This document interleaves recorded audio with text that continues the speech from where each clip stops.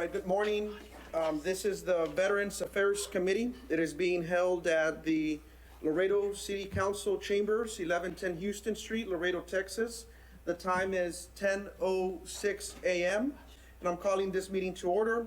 Would everyone please rise for the Pledge of Allegiance, and I'll ask Councilmember Perez to lead us in the pledge, please. I pledge allegiance to the flag of the United States of America and to the republic for which it stands, one nation, under God, indivisible, with liberty and justice for all. Thank you. You may be seated. This time I'll call on Mr. Jimenez, the committee liaison, for roll call, please. Roll call, Cesar Montemayor? Not present. Okay, do we have Mr. Gomez representing? Yes, sir. If possible, instead of on roll call by name, can we hold roll call by name and also military organization they're affiliated with? For example, my name is Drew Gatu. I'm affiliated with the Disabled American Veterans. Cesar Montemayor is Commander, American Legion Post 59. Can we proceed along those lines? Okay, I'll mention the organization. And if we have a I don't know representative present. Yes. Okay, American Legion Post 59. Cesar Montemayor. Is he present? Montemayor present? No. Okay, representative for that group? Okay, Mr. Gomez is here. Okay, for Catholics War Veterans. I'm here. Mr. Segovia is here, okay. Disabled American Veterans. Drew Gatu. Mr. Cantu. Korean War Veterans. Mr. Sanchez. Mr. Sanchez, yes. Okay, Mr. Sanchez. Laredo Veterans Coalition. Neither one, sir. Neither one, okay. LULAC Veterans Council 777. Present. Okay. I have Mr. Gonzalez as a representative. Both. When it comes to voting, it's only gonna be one vote per group, okay, guys? Marine Corps League, Here. Mr. Alvarez. Yes, sir. South Texas Afghanistan Iraqi Veterans. Mr. Lopez. Valor. Here. Veterans of Foreign Wars. Here. Webb County Service Office as advisory only, not a voting group, because they're from the Webb County. Present. Mr. Robson. Mr. Garza. Yes, sir. Sir, you have a quorum. Any organization that was not called that is present here today? If not, we will proceed. Let me ask you a question, sir. What is the quorum, the number? How many have to be present? We need more of, it's 11 groups, so we need 6. We need 6. And we have 6 present. Yes, sir, you have 1, 2, 3. You have 10. All right. Thank you, Mr. Jimenez. The next item would be citizens' comments. Did anyone sign up for citizens' comments? Yes, sir, we have 2. Mr. Jesus Cantu. You're being recognized, Mr. Cantu, for 3 minutes. Good morning, my name is Drew Gatu, Disabled American Veterans. We'd like to extend a point of order because as we proceed in this meeting, we're having already a problem. There are veterans groups here that are recognized by Congress, by the state, and locally. And I'll give you an example. Veterans of VFW 9194, nationally recognized. I'm part of that group, okay? Marine Corps League, nationally recognized. I used to be part of that group. Disabled American Veterans, myself, we're nationally recognized. Korean War Veterans, nationally recognized. Anybody else that I might have missed? Anybody else? So, you have other groups that are not. Veterans Museum, not recognized. Okay, anybody else? So, we would request that you please compare veterans groups to veterans groups and organizations that have a national affiliation, that have a state affiliation, okay? And recognize those only. I don't know what other method you're gonna do to recognize everybody else that's here. That's my only comment, that we proceed along those lines. Thank you. Thank you, Mr. Cantu. May I speak something, Yes, sir. sir, about that? The reason we received these groups were appointed by the city, which is a mayor, so that's why we have these groups. Maybe that's That's what I was going to mention. So this is a city committee, a city commission. The mayor was given the authority to appoint the council members, and that's why we have Councilmember Perez here, myself, Councilmember Gonzalez, who couldn't be here today. In addition to, there's been several items in the agendas where he is appointing these commissions or these organizations or affiliate groups to serve on the committee. So it is a city-created committee, therefore the mayor has the authority to recognize whatever group he wants, and he's deemed that as the recognition. I don't think he has the education, and not to belittle anything from him, he lacks the knowledge of what a real veterans group is, okay? Right. We have a distinctive veterans group. We have national affiliations. We are And again, national rep- Mr. Cantu, I don't mean to be disrespectful or rude, but it's going to fall on deaf ears because we don't have the authority to recognize or disenfranchise any of the groups here. Again, the mayor is the one that did that, and maybe you might want to speak to him or send him correspondence or come to the next council meeting.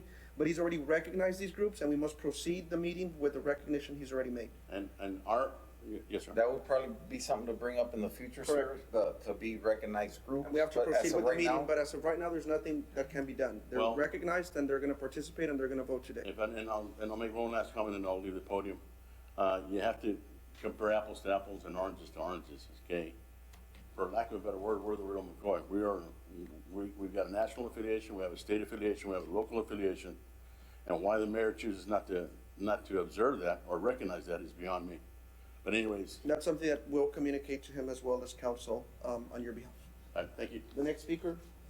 Next speaker, Mr. Gonzalez, Orlando Gonzalez. Yes, one of the things that I wanted to bring up was an item that I would like to see if it could be put in there on the agenda. Every time we meet, stating that it is going to be issues and concerns of the local VA clinic that we have here. I know the VA clinic is national, federal, but they provide services to local citizens who are veterans. And we have a lot of concerns with that VA clinic, even if we might start bringing in speakers from that place, because we have had meetings. I have had meetings with some of the big boys from, including Carlington, which is the Coastal Bend Valley VA system, which they're in charge of Harlingen, they're in charge of the McAllen VA, Corpus Christi VA, and Laredo. And we would like to have, maybe we can bring some speakers, because every time we have a meeting locally here with these people, 3 or 4 years ago, we've been trying to get some things done, nothing happens. So maybe with this committee, we can put some pressure, something positive to help veterans out. So I would like, my concern is to see if we could have it on a month. This meeting is gonna be every month, right? Well, that's something on the agenda, sir, we're gonna get to later on today. To be put there on a permanent basis. All of us, I would like to think that all of us veterans go to the VA clinic. So it's a concern, and anybody who wants to bring issues out or concerns may do so. If not, we'll skip it and go to the next item. Thank you, Mr. Thank you. Gonzalez. Is that it for citizens' comments, Mr. Jimenez? Anyone else have anything to say that's not on the agenda? Right now is the time to do it. Anyone? No, sir, that's it. Thank you. We'll proceed. The next item is communications and announcements. Anyone wishing to make any communications or announcements, right now is the time before we proceed with the selection of officers for the committee. If not, then the next item on the agenda is Roman numeral 6, item A, which is election of chair, vice chair, and secretary. For the record, we do want to state, and we have our city secretary present here today, that this committee is a Veterans Affairs Committee, and it is the city secretary's interpretation that the council, along with the Veterans Affairs Director for the county and the liaison for this committee take a backseat approach and serve in an advisory capacity. And you all will be selecting a chair, vice chair, and secretary amongst the group that is present here today. And once that is done, you all will then continue running the meeting, and we will intervene as deemed appropriate or necessary, and at the same time, we will ask questions or prompt anything that we want asked from staff, the liaison, or any of the veterans groups. So at this time, I'd like to ask, are there any nominations or anyone interested to serve as secretary? I would like to nominate Roque Vela, Senior. As secretary? I don't hear you. Secretary? This is for secretary. Oh, Jose Lamex, For secretary? yes. okay, so we're gonna do. Any other secretary. nominations from the floor for secretary? Yes, Mr. City Secretary. Yes, sir. I mean, I'd just like to say, if the alternate will be the one present at the meetings, if they're one of the officials, then the. like, The alternate becomes the official Yes. representative of the I just organization. want to make that clear. Correct. Thank you. And we will make note of that. Thank you. So we have a nomination for Mr. Gomez to serve as secretary. Any other nominations? Any other nominations? Any other nominations? If there are none, all those in favor, please signify by saying aye. Aye. Any opposed, same sign. Motion carries. Congratulations, Mr. Gomez. You're the secretary. At this time, any nominations for vice chair? Vice chair? Nominate Ronnie Gonzalez. Nominated, who, I'm sorry? Ronnie Gonzalez. We have a nomination for Mr. Gonzalez for vice chair. And I want to make it clear, it's only one representative from each organization. So if Mr. Vela wants to be considered for chair, he will be eliminated from serving as chair if Mr. Gonzalez gets the chair appointment, the vice chair appointment. I remove my choice. Duly noted. Any nominations for vice chair? I nominate myself. We have a nomination of Mr. Lopez for vice chair. Any other nominations? Mr. Segovia, go ahead. Nominate Mr. Sanchez. We have a nomination of Mr. Sanchez for vice chair. Do you accept the nomination, Mr. Sanchez? He does not accept the nomination. Nominate Mr. Alvarez. Mr. Alvarez, do you accept the nomination for vice chair? He accepts the nomination. Any other nominations from the floor? Any other nominations? Any other nominations? If there are none, can we please have a show of hands for Mr. Lopez to serve as vice chair? For Mr. Lopez to serve as vice chair, please hold your hands up in the air. We have one vote. The vote for Mr. Alvarez to serve as vice chair. Please raise your hand. The votes are for Mr. Alvarez. Congratulations, you are the vice chair. At this time, any nominations for chair? If I may, Mr. Alvarez, you signified here by word that he would accept the nomination. He did. And I acknowledge that for the record. Any nominations for chair? Mr. Cantu? Nominate Mr. Roquevela Senior for chair. Mr. Roquevela Senior has been nominated for chair. Any other nominations from the floor? Any other nominations? If there are none, all those in favor signify by saying aye. Aye. Any opposed, same sign. Motion carries. Mr. Vela, you're the chair. Could you join us, please? Could we also have the secretary and the vice chair?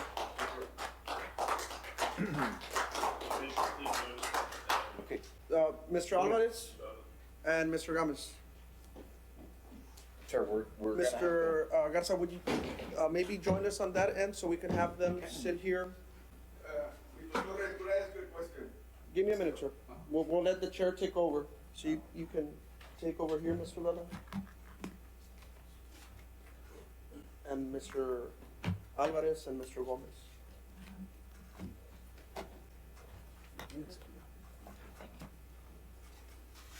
You have the floor, Mr. Chair. I can move too. If y'all wanna move in, and you can move in here. You guys When sit is the in the mic front. gonna be And on? we'll go down there, Mic's on all so the y'all time? can. Yes. Yeah, the mic's on all the time. There you go. Good morning. Let me start by thanking you for having the confidence in choosing me to be your chairman of this committee that is a long time coming. This committee had been inactive for a while, and I want to thank everybody that's here. Today, we're going to start with just the preliminary agenda that we have. After we discuss all of these items on the agenda, then we're going to talk about different issues that we have for the next meeting, whether we're going to meet or not. So right now, what I'm going to do is follow the agenda that was prepared by our liaison in the city, I believe. I'm not sure who prepared the agenda, but it is a good agenda. And the next item on the agenda is tiny homes for homeless veterans. Does anybody have any information dealing with this issue? Yeah, I mean, would you like me to? Sure. First of all. Good morning, gentlemen, and congratulations, by the way. It's an honor to be here today among warriors. You all know how I feel about you and what I'm doing in this community for you. I'm the commander of the VFW, but I also represent my civilian job as a Veterans Program Coordinator for the Texas Veterans Network. And we're brand new here in Laredo, but we're definitely making an impact among veteran and veteran communities, really. My sole job here is to represent you all, and this is, again, my civilian sector. What I want to do for this community, for Laredo, is bring tiny homes to this area. And we have an organization we're working with in San Antonio called Bridging the Gap. They are willing to donate up to 40 tiny homes to Laredo, Texas, already built, ready to go. All we have to do is find a location, and I know I'm oversimplifying it. It's a lot more detailed than that, but we need to find a location, work out the zoning issues, and get some veterans out of the streets and into tiny homes. Mr. Chairman, may I be recognized? Mr. Yes, Chairman? yes. On this end. Where is it? Over there. Yes, sir. We'll take the proposal that's being brought to us, and we'll put an item at the city council agenda. If the liaison could communicate this to city management, and I can sponsor the item so that we can start the process for that donation of the 40 tiny homes. So we can put the wheels in motion. We'll have that on the agenda. Mr. Chairman, can I ask a question to? Yes, sir, go ahead. Yes, what is the square footage of the living area of those tiny homes? So we're getting one of our representatives down in San Antonio right now to get all the details. He should be coming back later on tonight with all that information. We're having a meeting at the VFW. You haven't seen any of those tiny homes? We've seen pictures, documentation. They're squared away. These are squared away homes. We're not gonna put our veterans, in common. I just wanted to know the size. We'll get that information. Yes. What qualifies a veteran to receive one? So, Mr. Chairman, as a Let me, point of let order. me, just a minute, Mr. Segovia. Anybody that wants to speak on this subject or any other subject, please approach the podium and so that Mike can pick it up because you're being recorded. This meeting is being recorded, so anybody has any comments, please approach the podium so that we can, everybody hear you and the recording equipment can pick up what you're saying. Mr. Segovia? Yes,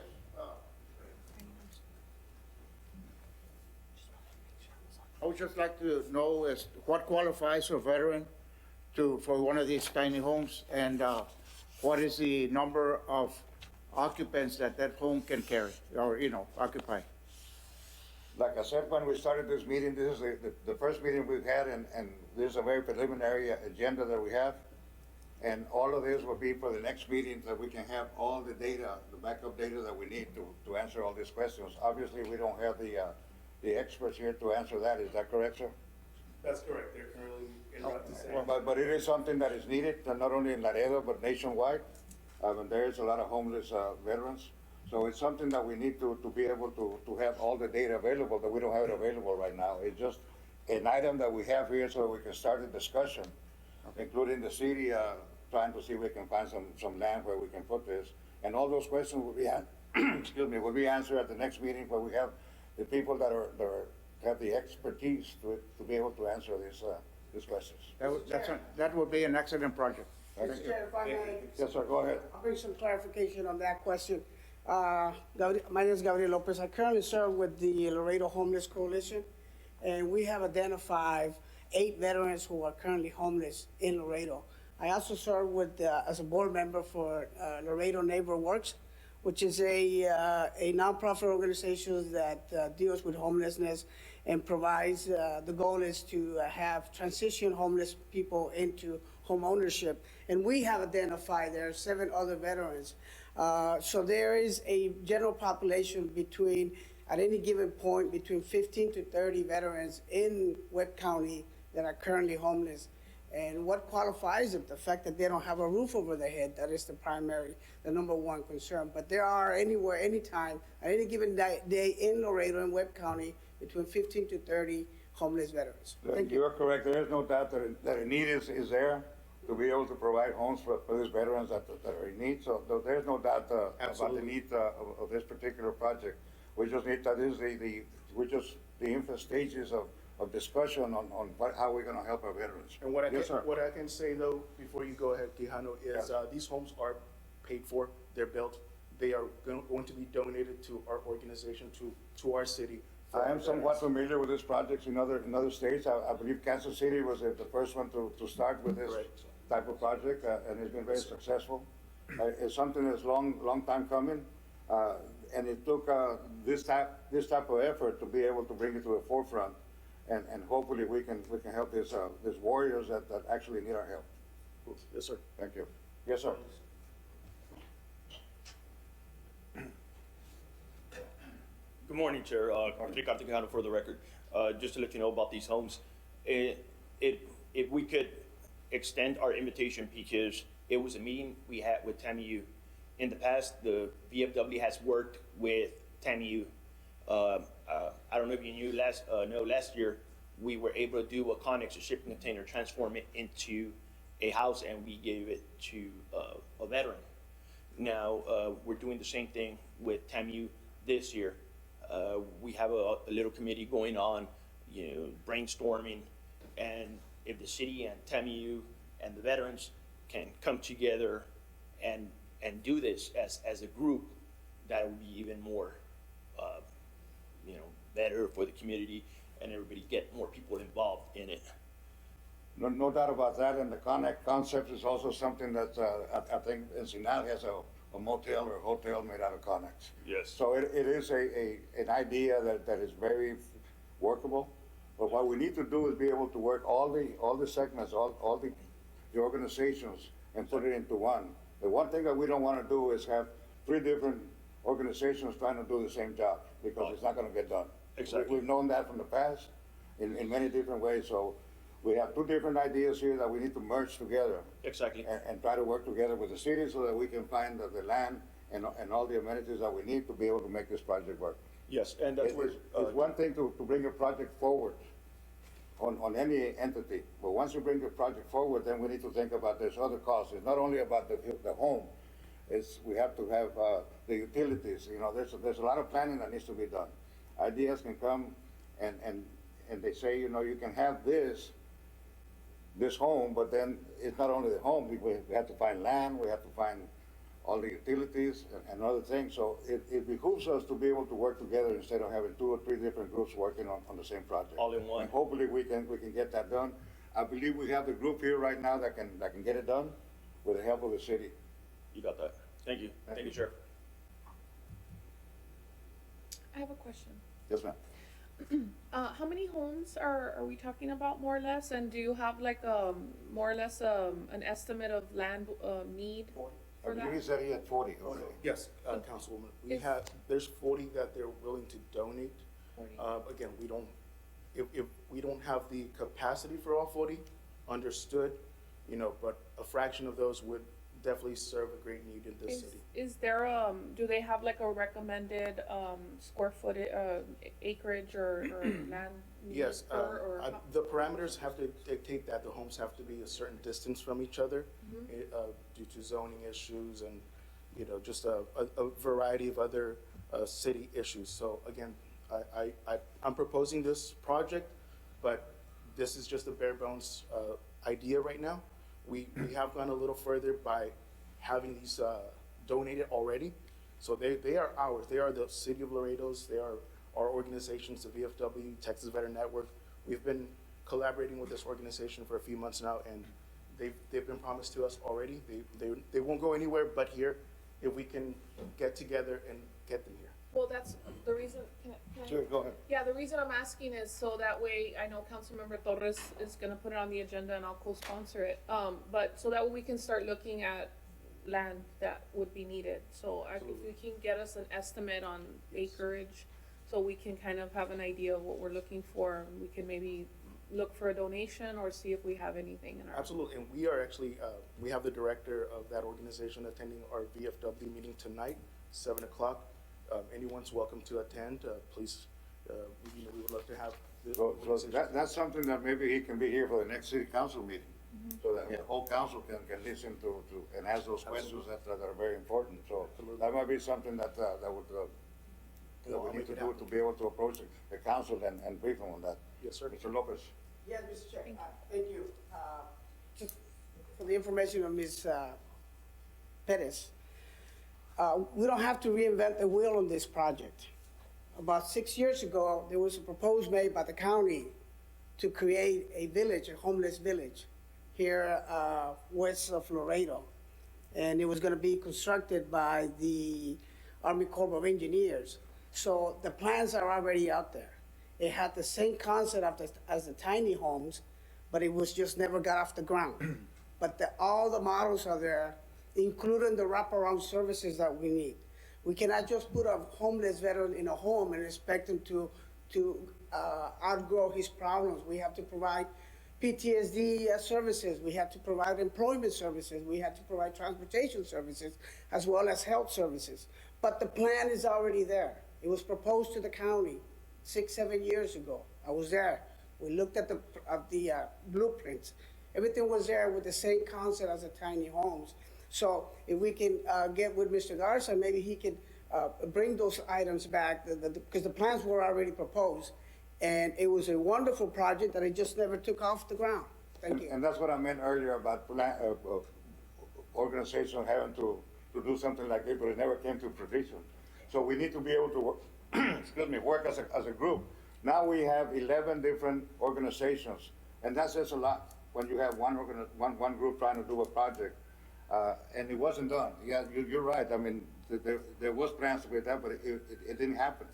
Now we have an opportunity to make it happen because we have 2 or 3 different groups now that have plans that we can put it all together, have 2 different governmental entities, and maybe go out and get some more help, because there is a need for this. There's no question about that. There's no question. There is a need. There is a lot of homeless veterans throughout the United States. But we need to take care of our own backyard right now. Mr. Vela, Chairman, David Garza for the record, Webb County Veteran Service Officer. As I recall, it was the village that was going to be constructed with the assistance of the Army Corps of Engineers was, I believe it was on Benita's Road, somewhere out there. But more importantly, one of the things that Mr. Lopez brought up, and I think the concern of some of our other veterans here is, they're correct. We need to kind of help with the mental health issues that come along and any substance abuse. If I remember correctly, there is a village that is extremely successful out in San Diego, California. If I remember, that's the location of it. And maybe we can model something like that to bring that up to council. No need to, whatever they have or however they built their model, I think that's an excellent model to model our project if it is accepted and backed by the city and the council and the commissioner's court. Well, and that's what I meant about any project. The state can come out here, or any other government, or the federal people can come out here and say, we'll give you this much money so you can build whatever it is. But they don't talk about the residual cost that comes with that project. There's always extra costs that we need to think about. Things that we've been talking about, the mental health, transportation, utilities. There's always more cost. It's not just the initial cost that you have. And that's why a lot of projects are not completed, because you get some help from somebody, but they don't talk about the residual. What's gonna happen next year? You know, the state will come out here and provide the county with $10 million to build a park. Well, they build the park, but who's gonna maintain the park? Who's gonna pay for the employees? Who's gonna pay the utilities? Those kind of residual costs is something that we need to take into consideration also. That's why these projects like this don't come to completion, because of things like that. We now have the opportunity to be able to make that happen. We have 3 different groups here.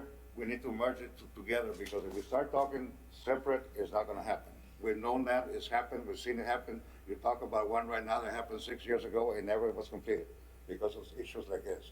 It's gonna be up to us as a committee to be able to work with the city council so that we can work with other entities, including trying to get some grant money as possible, to be able to get this completed. But we welcome all the input that all of you has put into it. Now we need to take it to the city council and bring the experts to bring in the particular data that the city council is gonna need to be able to find the location and all the other amenities that we need for this project. I wanna thank all of you for all your input. Question, sir. Yes, sir. Question, Mr. Salazar, any idea on property, or anyone else have any ideas so we could start working on that? Negative, sir. I'll get the logistics later on tonight, and we'll be ready by the next meeting. Thank you. Okay. Next item on the agenda, and I just turned 27 years old, but I still don't see very good, so. Veterans Resource Event. Don't really know what that means. I mean, I know what it means, but I don't know exactly what they're talking about. I don't know what an event is. So, this meeting, gentlemen, I'm bringing up my alternate here, because we've been working very diligently on this event. Okay. And we're very proud to announce this. Is the Elmo on, by the way? I have no idea how to use it. Okay. Sorry. But I think just place it there, I think they can, I think they're one. he'll put it, There, there you go. Oh, did it or not? About the camera. he's gonna, we'll switch it over. There it is, It's over behind you. there. Look at the screens behind. So gentlemen, this is an event we're very proud of. We've co-sponsored with the Unitrade Stadium, the Tecos, to be able to provide free tickets There it is. to our veterans, our military family here in Laredo. And this event will definitely highlight their efforts and everything they've done. I told everyone I meet, to the older generation, and gentlemen, apologies, but Hey, I'm I'm not getting allowed. up there too. You know, we stand on the shoulders of great men that have come before us, and our children will be the same when it comes time for us to stand up, and their generation as well. So this is just a small way of us thanking you all, our military community, and putting on a great event with the Tecos. So again, we appreciate everything you've done, taking that oath and committing to something most people don't want to or can't. Quijano, let me bring you up real quick so you can give them the logistics of the event. This is my partner in crime here for this event. Quijano, I'll let you. All right, good morning again, Chairman. Good morning. This started off with the Veterans, Texas Veterans Network, and it just flourished into this, and with David Garza with Webb County Veteran Service Office.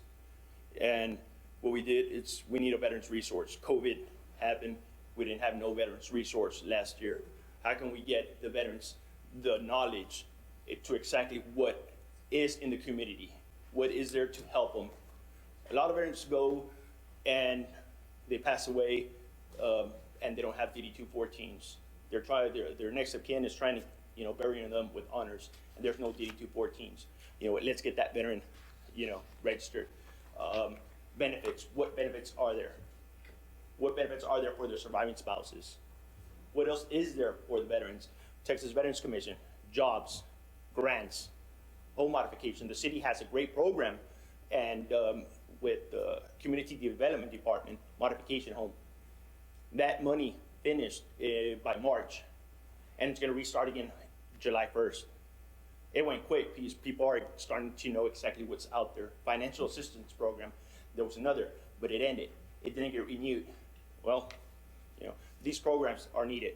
How can we get the community to know, to spread the word for that veterans resource that we're gonna have October 26th, 28th, October 28th. We're gonna have that.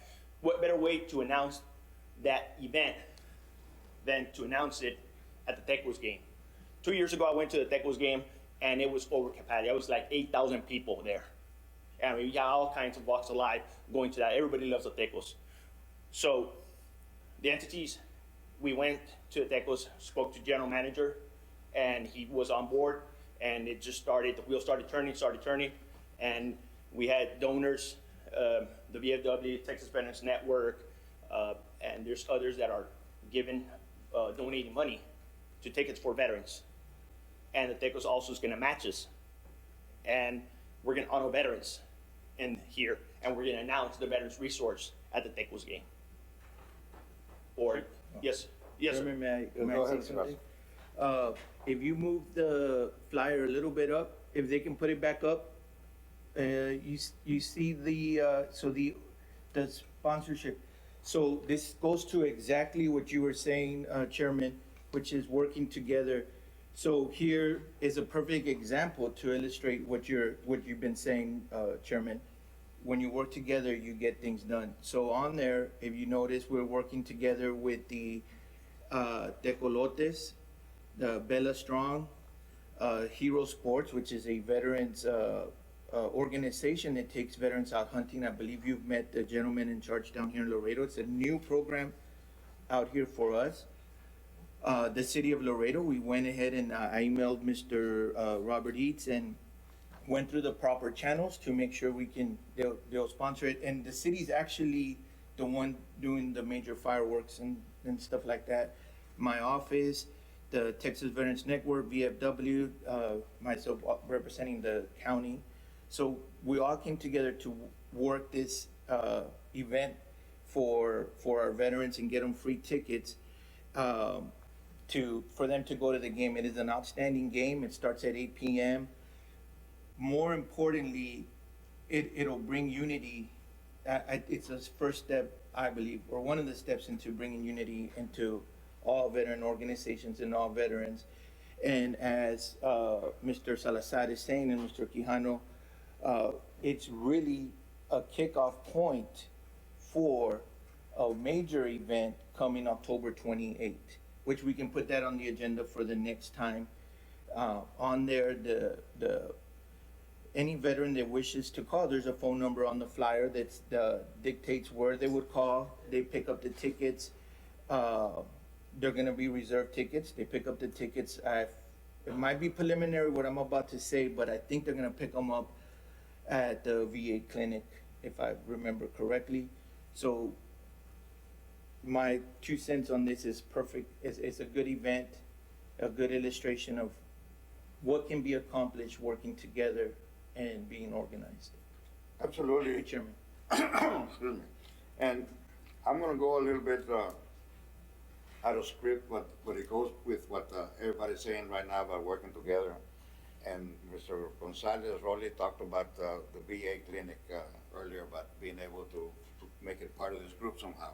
While it's not on the agenda, I think it's something that we need to add on later, because as you know, the problems that we had with the VA clinic in the past, back in the 90s, I mean, it was really bad. If you think it's bad right now, we're in hog heaven right now.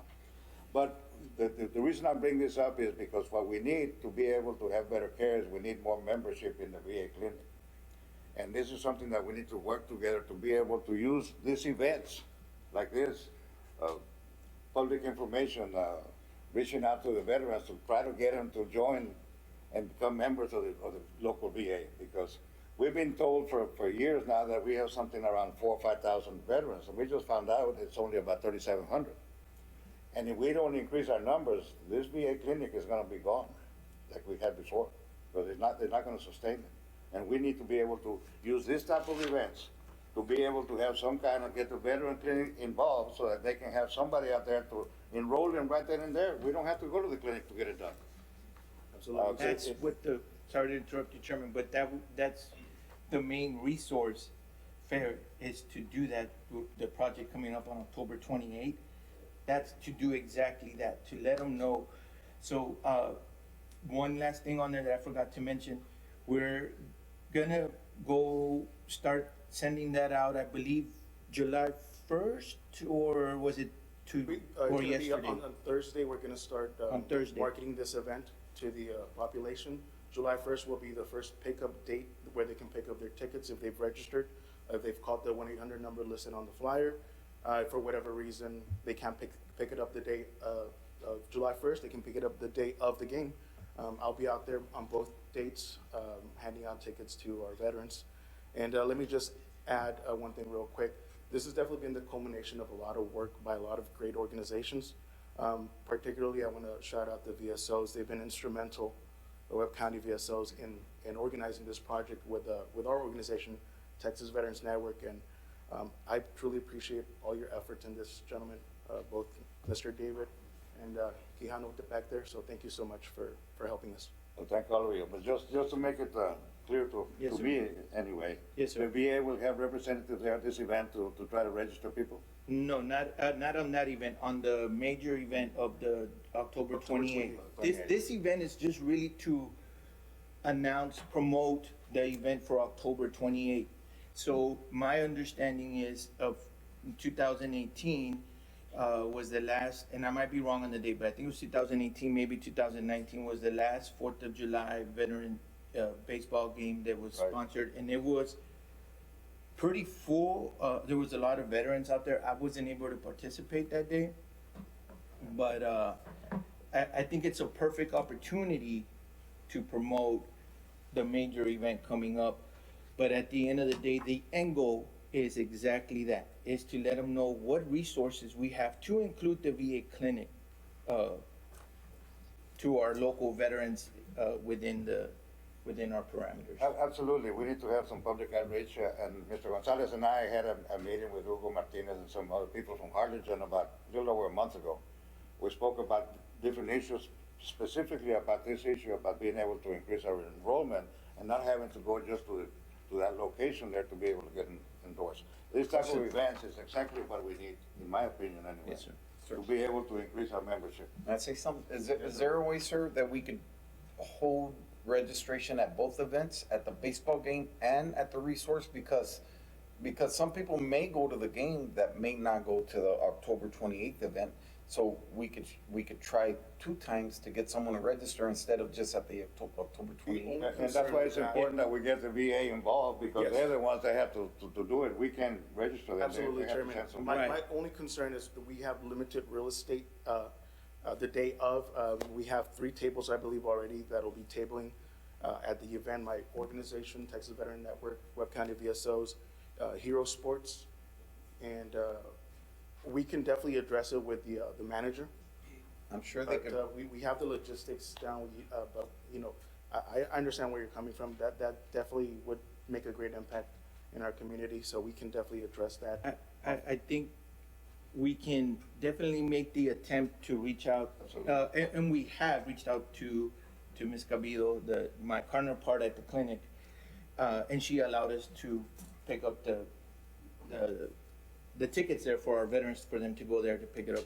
And hopefully the veterans that might have not been registered when they go to pick up their tickets at the clinic on July 1st, I think was the day we July said. 1st, 10 a.m. to 2 To p.m. 2 p.m., they can register there for clinic services. So we kind of thought about that in the works. I do not know if they'll be, due to, we all know federal red tape might take a lot longer than to approve a holiday pay for an event in a few days. That's true. But I'll definitely bring it up. That's not an issue That's at all all. we can do. Definitely That's will all we do can that. do is just try. Yes, sir. And we appreciate that. Definitely. Thank you, Chairman. Thank you very much. Appreciate it. Mr. Segovia. Real quick, I've had a lot of friends that have gone to the to the VA clinic, and they have been refused as the membership in there, or, you know. I'm one of them. That's why I'm here today, Okay. and what I'm saying. This is one thing we need to clear. A lot of my friends that went there, they didn't qualify because of income, okay? What does that have to do with getting service at a VA clinic?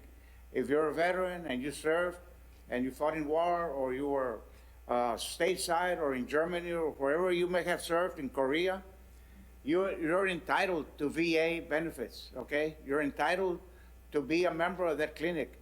And the only way that these numbers are gonna go up is by removing some of those restrictions that they have. They also have one where if you only serve 6 months, but then you serve, you know, the rest of the time in what do you call it? National Reserve? Guard. Reserve? Reserves. Some of them are not allowed to join, okay? And that's not true. And so the thing is that somebody has to come out with new, you know, proposals and inviting all veterans, you know, to become members of the VA clinic, regardless of your income. I mean, you didn't have that income when you went and served, you know? You made it after you came back. So a lot of us feel that, you know, that everybody's entitled to get service at the VA clinic. And that's the only way you're gonna get the numbers up. And that's why it's so important to have a representative from the VA clinic as part of the advisory group here, in our opinion. I think that every veteran will think the same way. Because we deal with them on a daily basis. I used to be on the board de la Coastal Valley, ¿verdad? When I was chairman for the Laredo Veterans Coalition. So I used to go to all their meetings. And so now, and I'm gonna try and see if I can get back on that board. Well, and that's the problem, this MAC meeting, the MAC organization that they have there, hasn't had a quorum in the last couple of meetings that they had. No, they haven't. You know, and that's the problem. So now we need to step in to be able to be the veterans' voices to the veterans, because all of us here use a veteran here at the veteran Yeah. clinic at one point or another, but we need to get everybody involved.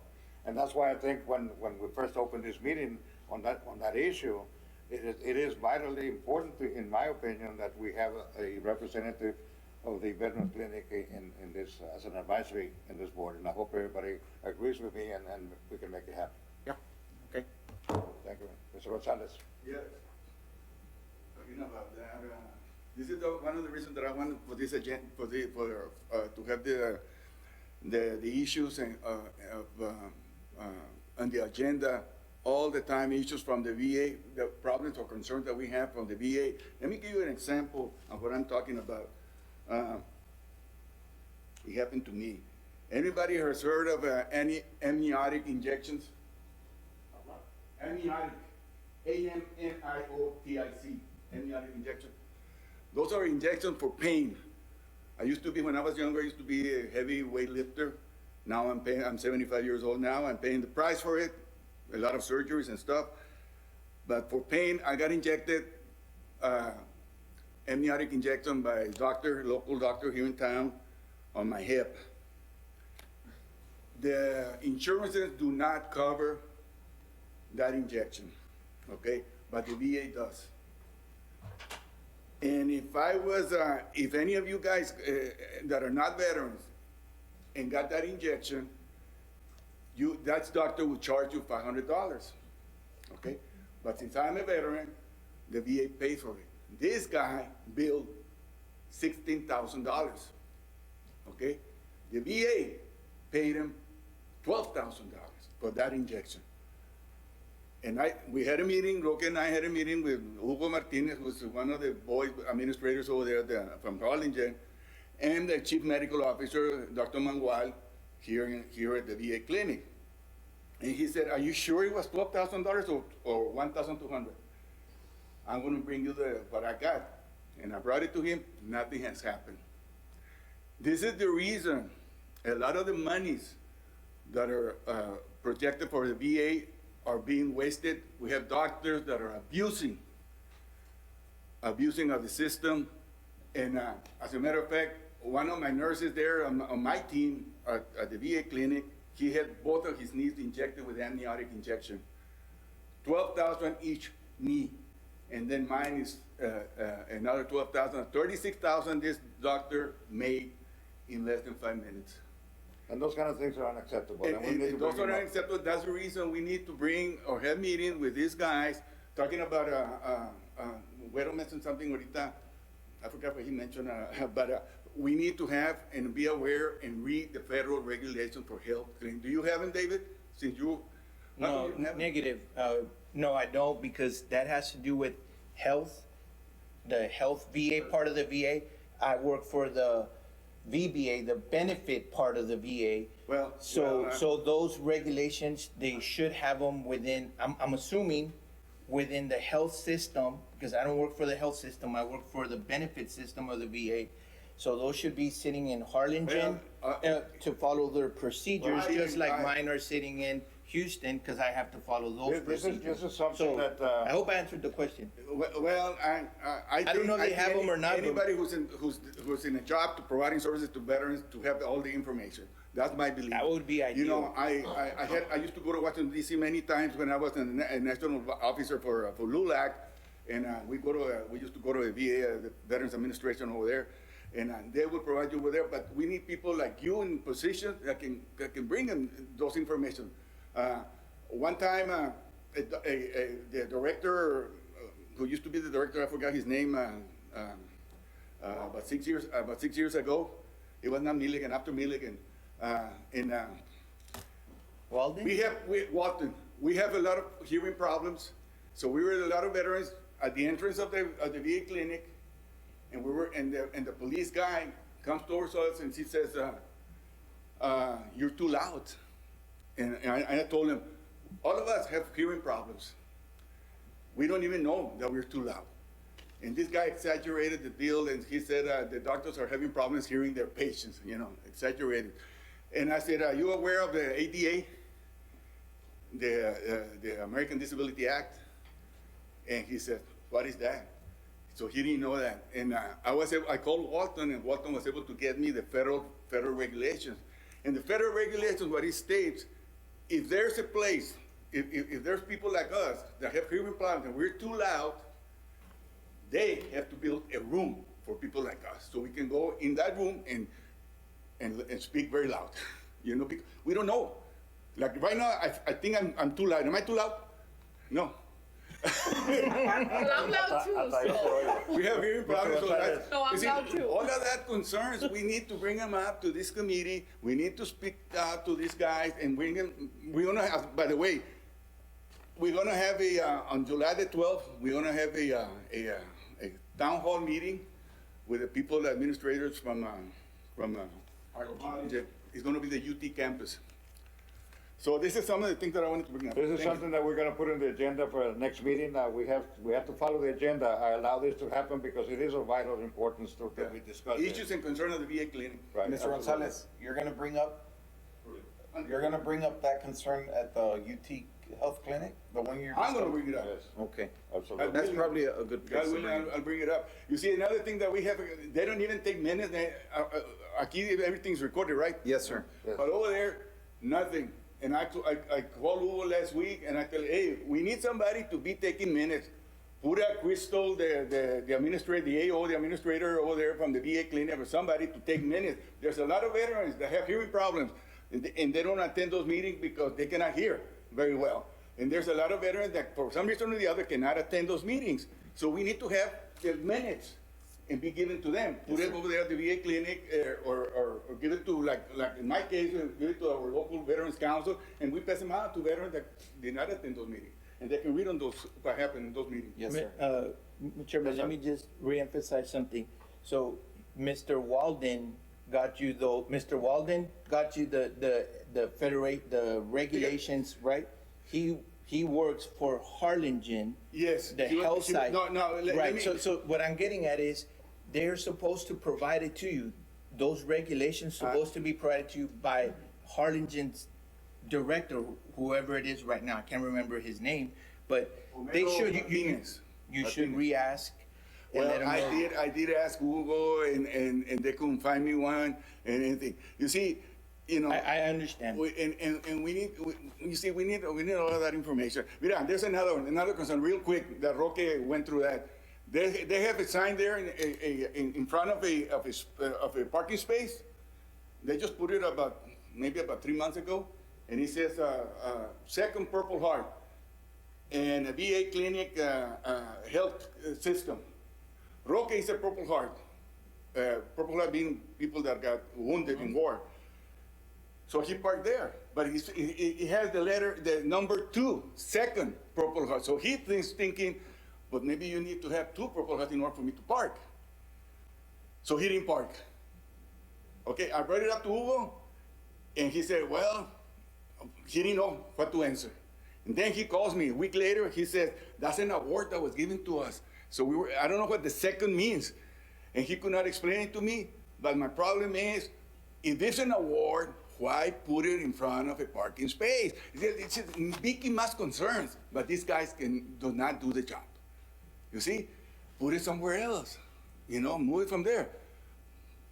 So this is the type of, we need to put pressure from this committee. I think this committee could be very, very strong and provide, putting pressure on these people. Thank you, Mr. Gonzalez. Thank you, everybody. Anybody else that'd like to speak on this item of the agenda about an event? Veteran events? But, yeah, the Veterans Resource Events. So we're moving on to the next item on the agenda. I want to thank all of you for participating in this discussions. It got a little bit outside, but I thought it was important for all of you to hear what we need to say. Next item on the agenda is item number 4. It says Veterans Events to be free from political activities. I think that goes without saying, but Mr. Lopez, you have something to say? Yes, Mr. Chair, I brought this item up for this meeting because it's pretty self-explanatory. And every time there is official events, such as Memorial Day, Veterans Day Parade, Patriots Day, Women's Veterans Day, there's something, always a banner that is on the way of the event. Either somebody who is running for office or somebody who's already in office, passing out flyers, putting out banners. I asked Mr. Jimenez, and there is apparently, they're doing the research, apparently there is something, well, we're trying to find out if there's something already on the city ordinances that will prevent this from happening. And if there is something that is already established and voted on by this council, by city council, then that needs to be enforced.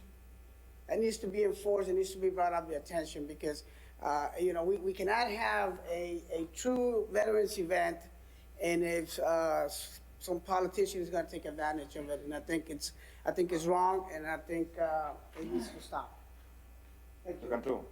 Yes, sir, Chair Country, for the record, sir, I've been in charge of the Veterans Day event and the Memorial Day event for quite some time. We do it on a zero budget. There's not a penny that the city pays out for that. It comes out of the pockets of VFW, American Legion, and anybody else who co-sponsors the event. Our standing policy is if you're an incumbent elected by and for the people, you've got a seat should you decide to participate. We don't condone any veteran activities. If that happens, we're not aware of it, and I'm not aware of it. But if you're there to promote your cause, and it's not in line with whatever the city says, we'll ask you to leave. That's simple.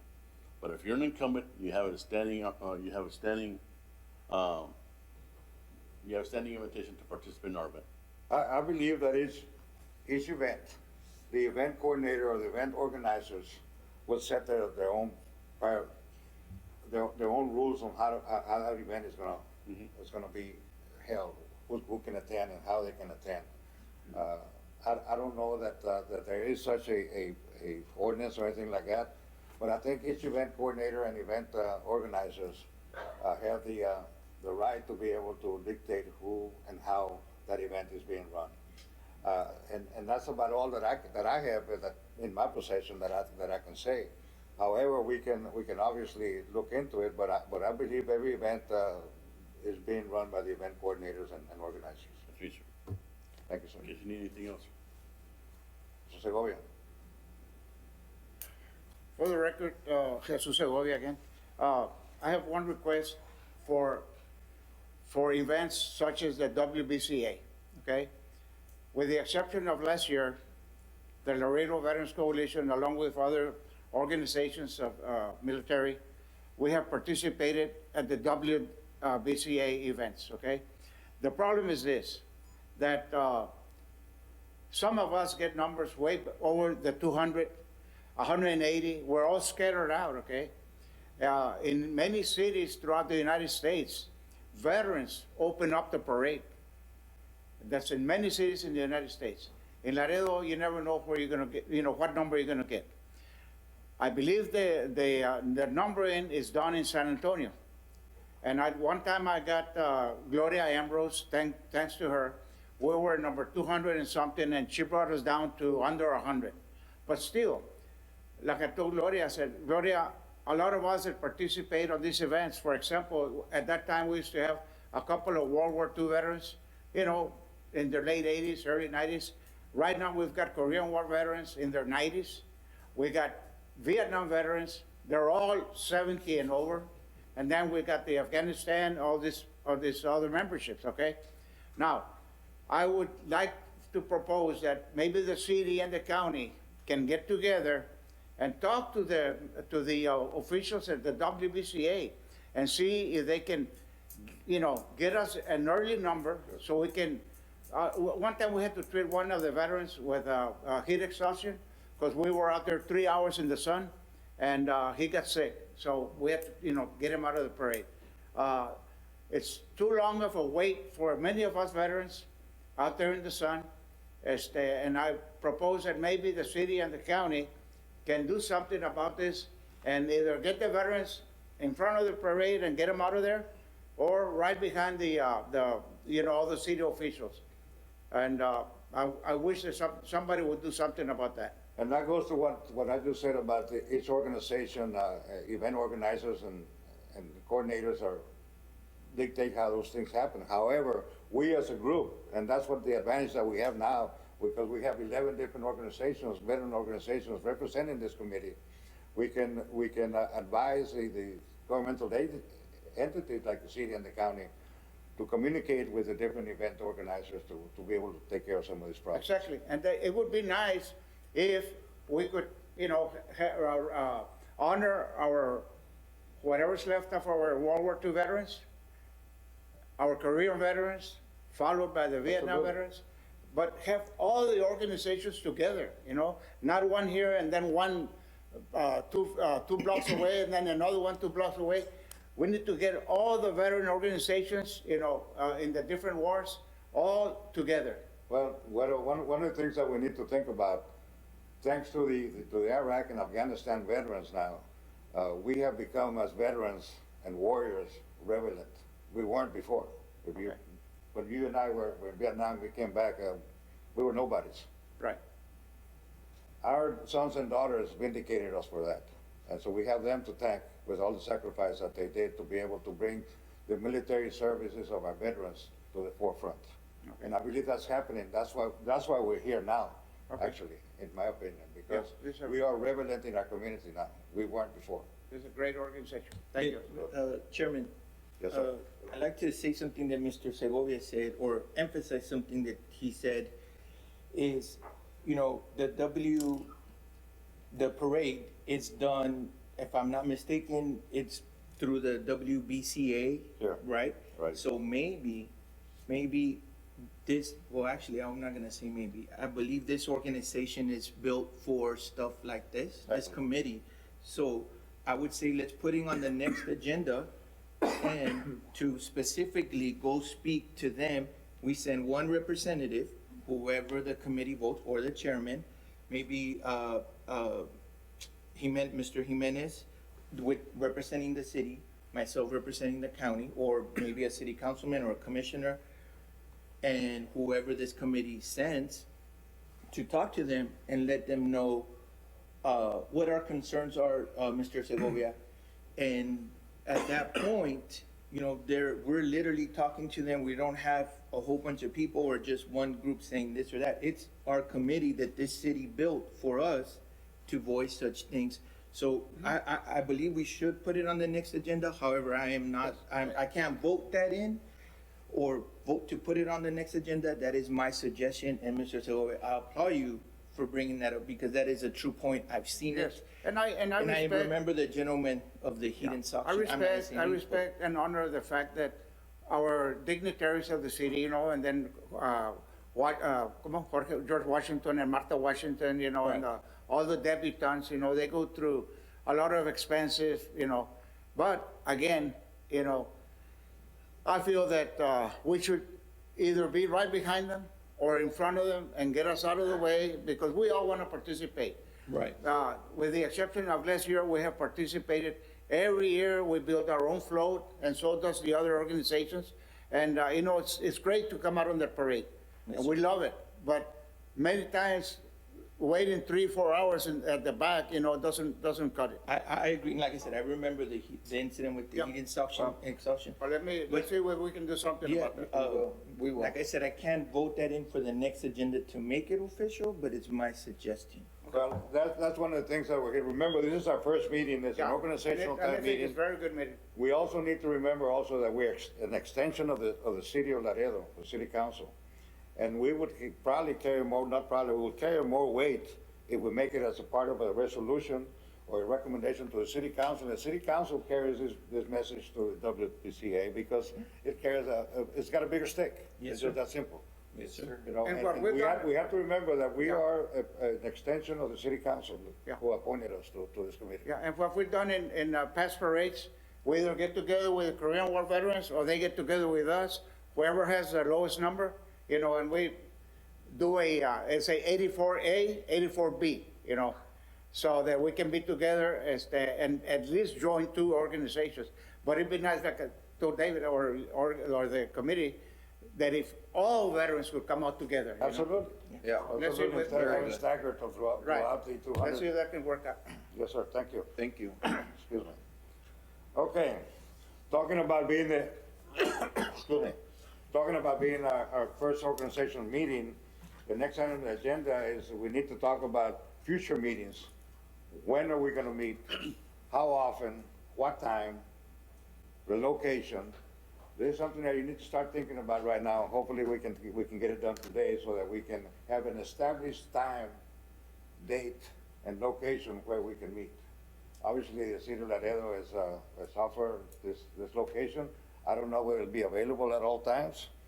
So we need to think about that, and hopefully we can get it done today. If not, we have to have another meeting just to talk about these things. But we need to be able to find a location, a time, and a date when we're gonna meet. How often are we gonna meet? Whether it be weekly, monthly. You are the members of this committee. You decide. Sir, the location has been told to me that they want it here. All the time here. Yes, sir. But there's a calendar, so we would have to check, make sure it's open. But they do want it here because of the. Sure, and I understand all the amenities are here. Yes, sir. So the thing is, what day and what time do we want to meet? Yes, sir, Mr. Segovia. Okay, I have one idea. As many organizations have their meetings on a particular day of a particular week, you know, so let's say we can choose, depending on everybody's vote. Let's say the first Tuesday of every month at 10 o'clock, or the second Tuesday of every month at 10 o'clock, or the second, you know, let's pick one day out of the month and one day out of the week at 10 o'clock, or I believe that most of us here are independent, you know, as far as our duties are concerned. And so. Why don't you take a few moments to talk about it, and we can make an informed motion and make it happen. While everybody's thinking, talking about that, and let me talk about a couple more things that we need to discuss. Mr. Valdez is gonna check the calendar, sir. Okay, go ahead. Mr. Chairman, Yes, sir. Mr. Lopez. I'll make a motion that we meet once a month. Let me just wait because Calendar. Mr. Valdez is checking. We're gonna on check the availability. calendar. Yeah, I just, sorry for the interruption, but just a point of order, I need to check the calendar because the chamber is used by several committees and they meet already established meeting days, so let me see if I can get the calendar right now, and I'll come back with the available days that are always We'll available. wait on your motion till we get that So I information. apologize for that, but let me Mr. get the Secretary, calendar. how about like Tuesday, like today's, what is it today, Wednesday? Well, he's gonna check Rolly. I apologize, I'll be right back. So because we are an extension of the city council, we are following the city council's protocol. We need to be able to post the agenda according to the city council protocols 3 days prior, sir. 3 days prior. So if you have any items on the agenda, you need to submit it to Mr. Jimenez Yes, sir. 3 days before the meeting, once we set the time. Actually, I would like it before the 3 days, because I need so to have That's it. what we need to Yes, sir. have set here. Would a week be sufficient, Mr. Jimenez? Sorry, Chairman, I didn't mean. No, that's all right. Answer But his- even the like I said, it's our fourth first meeting, so we need to relax our point of orders and things like that. Appreciate that. Yes, sir. I just don't want to get it hours before I have to submit it. The So thing that we wanna- need to understand is that the agenda has to be posted at a certain time, 3 days before the meeting. Yes, sir. So any item on the agenda has to be submitted in enough time to be able to post that agenda to meet with all the guidelines and rules. Rules. Yeah, so I guess, Mr. Jimenez, what would be a sufficient time Okay, like for for- us to turn in an agenda, agenda item we want to see in the agenda? How much time would you say we should give it to you so you can have enough days? I could give you an example for this meeting today. It had to be posted on Friday before the end of the day. So I had it early Friday. That way, if there's any kinks in it, they could be worked out. Just like today, like if we have meetings on Wednesday, let's say in the future, if we have Wednesday, I would like it early Friday. It's, can I add? So 4 days before. It's 72 hours by. 72 open hours. meeting act, yes. 72 hours. But, At but, least. but since it's a weekend, Yeah. we So had to do it Friday. So if it's due, if we were to be a Wednesday, it's due Friday before 5 p.m. Yes. So we should probably turn it into you Wednesday or Tuesday of the week before. Thursday's fine. Thursday, one day's fine for you. Yes, to because most of make it's gonna be everything? done. It's just gonna be that item. Okay, I understand. So you all just are aware, once we have the date, it's gonna have to be But 1 or 2 days prior. 4 days before the meeting to be able to meet the deadline for your item to be posted on the agenda, otherwise it will not be part of the agenda. Quijano.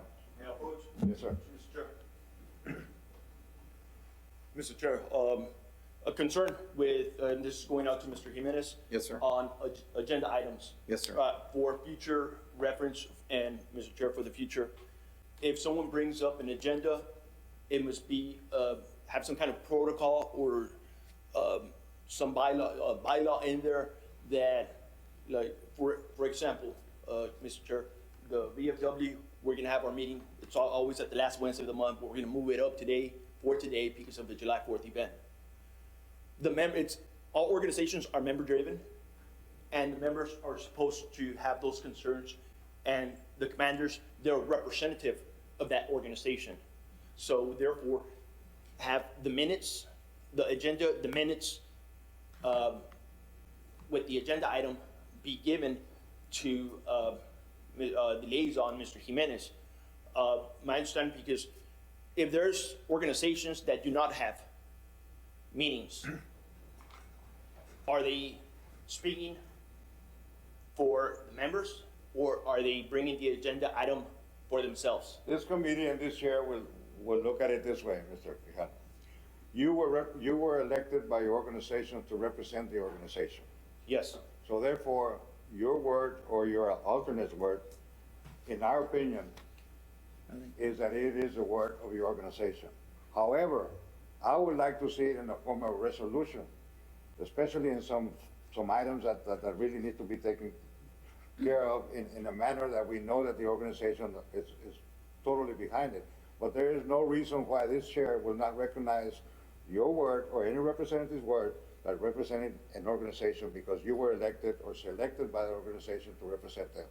So we have to assume that whatever you say is coming through the wishes of your organization. And if you want to make it more powerful, then in the form of a resolution. We are working on a resolution in the organization that I am a member of, on a resolution to be able to present to this committee and be able to show that it's 100% approved by that organization. If you feel that that's what you need to do, then I would encourage you to do that. Yes. Yes, Mr. Chair, please. You said the word, it's the, in plain red flag, you said the word assume, because when someone assumes, that's where everything, just being honest. And like I said, organizations here, and that's something, something that I have here.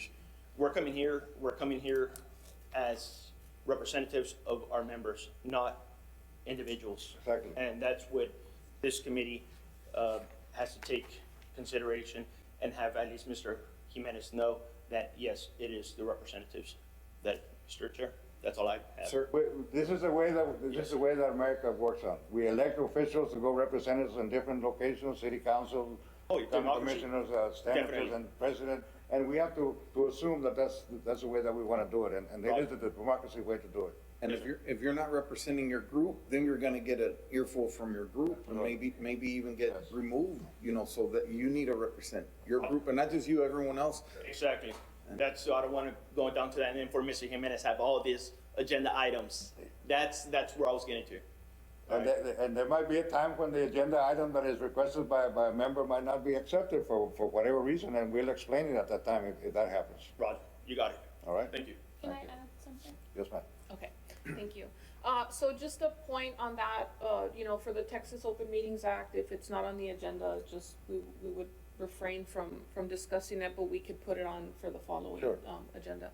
Mr. Valdez just got back with me via text about the calendar, and he did state that the second Tuesday of the month is available at 10, 11, or 12, and also the second Friday, same times. So the committee can consider at this time, if you'd like, Mr. Chairman. I will entertain a motion as to set the time and date for a meeting. Is that every week? Second Tuesday of the month, 10, 11, or 12, or second Friday, same All right. times. Mr. Chair, I modify my motion. The motion now is to meet the second Tuesday of the month at 10 a.m. We have an item, we have an emotion on a monthly basis. on the second Tuesday of the month at 10 a.m. at City Council Chambers. Have a second? Have a second by Mr. Cantu. All those in favor? Aye. All those against? The ayes have it. Gentlemen, ladies, we have second Tuesdays of the month at 10 a.m. here at Chambers Yes. for our monthly meeting. What date will that be in July? Well, if there's a holiday, It wouldn't be. I don't know. That's gonna be It's not real gonna be close a to Fourth of holiday. July. I'll tell you right now, Chairman, but it won't be a holiday. No. It- Mr. Chairman, just a point of order, in case there's a holiday, then you all can call a special meeting Right. whenever available, and then you let the membership know. Second So- Tuesday Special of July is the 13th. The July the 13th. For the July one, and then after that, we'll go to the second. We'll be posting it and we'll have a calendar for the rest of the year. For now, 13th July is the next meeting. Yes. July 13th, that's July, the number 13 is a good number, believe it or not. It is, Lucky number. absolutely. For agenda items, Mr. Gomez is our secretary. You can reach out to him and we'll have communication, sir, so we could work on the agenda. So being on on a Tuesday, then the item needs to be posted, or submitted to Mr. Jimenez by Thursday, the prior Thursday, okay, 5 o'clock. If you don't get it there by then, the item is not gonna be on the agenda. And we will be following protocols. Today, we were a little lax because it was an organizational meeting, the first meeting, but we will be following the protocols in place, whatever it is, rubber rules or orders, whatever edition. But we will be able to take care of business one way or the other.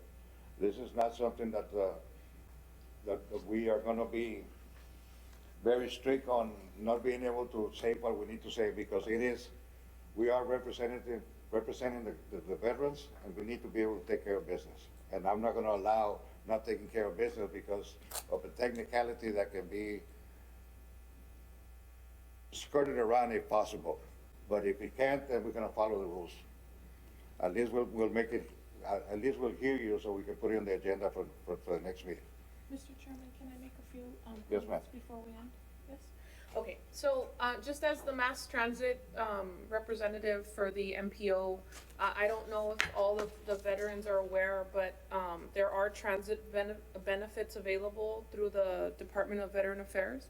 So we do have all our El Metro, and we do have, according to the rules here, it says that you all are eligible for up to $125 in mass transit subsidies, and our monthly pass is $120 and it's unlimited. So I just wanted to put that out there for all the veterans that, we do have our monthly unlimited pass, it's $120, and you all are eligible for up to $125 for mass transit. So that's something to consider. And with our mass transit, you all also are eligible for the L-Lift program if you need it and if you qualify. So that might be something to consider for our veterans. Also, this Sunday, we are gonna have free fare for everyone. And so hopefully, you all can join us in that effort to promote mass transit. And we'd love to see our veterans using our Metro on Sunday. It's gonna be free for everybody across the city. So that's one announcement. Another one about the WBCA, the Laredo is a sponsor for that, and so I will put it on the agenda for next time to discuss the issue that you brought up about the parade and everything, so I'll go ahead and do that. And that's what I mean about carrying a bigger stick. Yeah. Thank you. And then, lastly, this might be a controversial comment, but I noticed that there aren't any female women veteran groups, and so hopefully for next agenda we could maybe consider including at least one women veteran group into the organization. I know we have some amazing women veterans in the community. So. And you're correct. I can answer that. There used to be, Councilwoman, a veterans group for just women. It worked great for about a year. The female veteran that was sponsoring it, they had their meetings at LC, moved out of town, moved to a different state actually. But you're right, we are missing that organizational group or that representative. Maybe we can brainstorm something. I wish they would bring it back, but it would have to be led by a female. One of the reasons is because women were not as prevalent in the military back then in our time. They have become, I remember giving a speech when I was a member of LISD in the 80s, talking about women will be in the combat role pretty quick, and it happened with Iraq and now Afghanistan. We do have some women in the organization that I belong to, and actually Judy Razan was going to be the member here, but she is the district director for LULAC from our council, and so she appointed me. Oh, okay. You know, so we do have women in our organization. Some of the other military organizations, it's not that they don't allow women, it's that we didn't have that many women veterans back then. There were mostly nurses in our time in Vietnam. Now we have them in special ops, and they're everywhere, and very welcome to be there. That's where they're at. Well, I was just gonna, Mr. Chairman, if I can, say that if there was interest in having an all-female veteran group, I would like to put on the agenda for maybe, at that point, if there was, to consider, you know, being included in one of the lists. And we do have some very distinguished female veterans there in our organization. Maybe, Mr. Garza, you have a list of a lot of veterans, you could reach out to females so they could create their own group. Yes, I was gonna suggest, I just can't force them to meet or anything. I mean, you're right, and you're right 110%. We do need that and there was one, and it was thriving. Just like I said, unfortunately, you know, or not unfortunate, because the young lady got married and they moved out of state with her husband and family. But I will reach out to some female veterans and see if they want to get together and make a group, organization, and come join us. They'll have to speak to Mr. Jimenez on that to be added. Yeah, I couldn't add him, but Mr. Jimenez could at that point. Well, I'll do that. Well, the Definitely mayor would have to modify. I wanted to throw it out and see if you all were welcome to it. Yes, absolutely. definitely, Okay. absolutely. All right, awesome. We're not an all-male club. No, Okay. no, absolutely. Having said that and seeing that, I would like to see on the agenda, on a permanent basis, to have a last item, to have the item say, for the good and betterment of our veterans. And that will open, we'll have an item that will open up to be able to have comments like you just made. That'll be for the good and betterment of our veterans, and will be within the protocols that we have and follow the open acts meeting and all of that. You know, by having that item, it's pretty much wide open if it's for the betterment of the veterans. I like that. Like an announcement section. Perfect. Yes, okay? Anybody want to make a motion to that effect? Make a motion that. Mr. Cantu, second? Verbatim for your instructions, sir. For verbatim by your instructions. Thank you, sir. The second? Second. Second by Mr. Lopez. All those in favor? Aye. All those against? The ayes have it. Motion passes.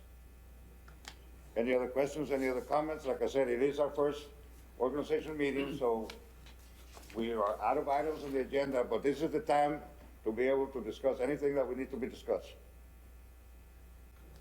One final word, I think this has been an excellent meeting, get together, and I think Vanessa deserves a big applause. Absolutely. For bringing us together. Absolutely. Mr. Gonzalez? I cannot let this go by. I'm a retired educator, and I brought out the injection amniotic, and let me just, for you guys to learn, amniotic injections, you get it from a woman, healthy woman, who gave birth to a baby, and had a C-section, and they get it from the placenta.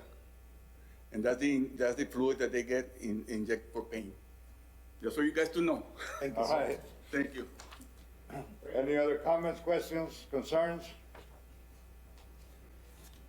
Motion? Madam, gentlemen, To adjourn. thank you very much for being here. Have a motion to adjourn? Second. Your second? No, I can't. I'm saying Okay. Mr. Sanchez. is- All right. This meeting is adjourned. I also agree that it was a very good meeting, and it's only going to get better. Thank you very much. Once again, thank you for the confidence in voting me as your chairman. I will do my very best to do you good. Thank you very much. Take care. Thank you.